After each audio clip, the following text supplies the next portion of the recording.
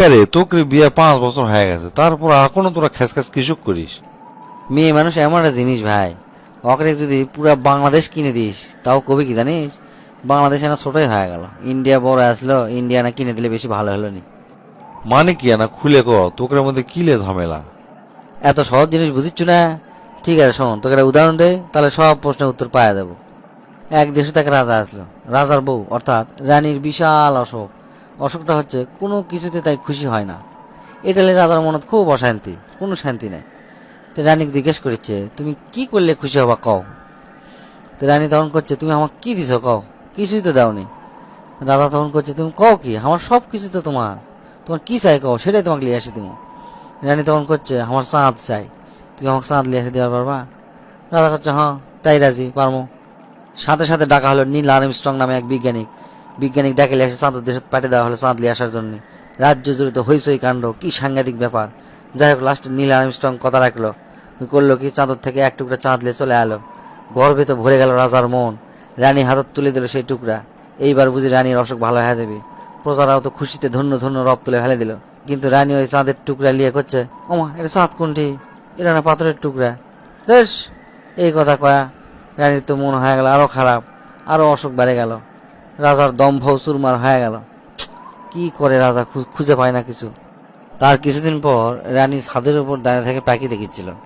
পাখি দেখতে দেখতে রাজা যখন তার কাছে আসে, তখন রানী করছে, আমি পাখির লাগানতে উড়বার চাই, পাখির লাগানতে উড়তে উড়তে আমার পুরো রাজ্য আমি দেখবার চাই। রাজা তো তাতেই রাজি। সাথে সাথে ডাকেলে আসা হলো রাইট ব্রাদার্স নামে এক বৈজ্ঞানিক। রাজ্য ভর্তি খালি ব্যস্ততা বাড়ে গেল। তৈরি করা হলো প্লেন। প্লেনত উড়ে রানী পুরা রাজ্য পাখির চোখে দেখে আসলো। দেখে আসার পর রাজা রানীকে জিজ্ঞেস করলো, কি দেখলা? রানী তখন করছে, বেশ, উপর কোনো বাতাস নাই, কিছু নাই, পাখি লাগাতে উড়বারও পারি না, এটা তো আমি আমার রাজ্যের ছাদের উপর থেকেও দেখতে পারি। রাজার মন ভেঙে চুরমার হয়ে গেল। রানীর অসুখ আরও বেড়ে গেল, তাই কোনো কিছুতেই খুশি হচ্ছে না। তার কিছুদিন পর হাঁটে হাঁটে পাতারত চলে গেল। পাতারত যা দেখে কৃষকরা কাজ করছে। কৃষকের কাজ দেখে রানী রাজা করছে, তুমি এই কৃষকের লাগানতে কাম করে তুমি আমাকে খিলান পারবা? রাজা তাতেই রাজি, ঠিক আছে। পরের দিন থেকে রাজা করলো কি, লুঙ্গি গামছা বাঁধে শুরু করে দিল কৃষকের সাথে কাজ করা। সারাদিন কাজ করে রাজা রাতের বেলা এসে কোনো কথাই করা পারে না, ঘুমায়। ইঙ্গা করতে করতে রানী তো সেই খেপে গেল। হ্যাঁ, সারাদিন তুমি কাম করে আসো, আমার সাথে কোনো কথাই করা পারো না, আমার কোনো সময়ই দেও না, তাহলে কী লাভ হলো তাহলে? রাজা তখন চিন্তা করলো, তাই তো, আমি তো সময় দেওয়ার পারছি না, ঠিক আছে, বাতিল, কাল থেকে সারাদিন তোমাকে আমি সময় দেবো। পরের দিন থেকে সমস্ত কাজ বাদ দিয়ে দিছে রাজা। সারাদিন রানীর সময় দেয়, 24 ঘন্টা, সব সময় গল্প করে, এ করে সে করে, সারাদিন সাথে থাকে রানীর। 2 দিন না যেতেই তৃতীয় দিনই রানী রাগে ম্যাগে রাজা করছে, হ্যাঁ তোমার কি কোনো কাম নাই, সারাদিন আমার পিছনে খালি ঘুরঘুর ঘুরঘুর করো, কোনো লজ্জা নাই তোমার? ওই কথা শুনে রাজা সহ্য করবার পারেনি।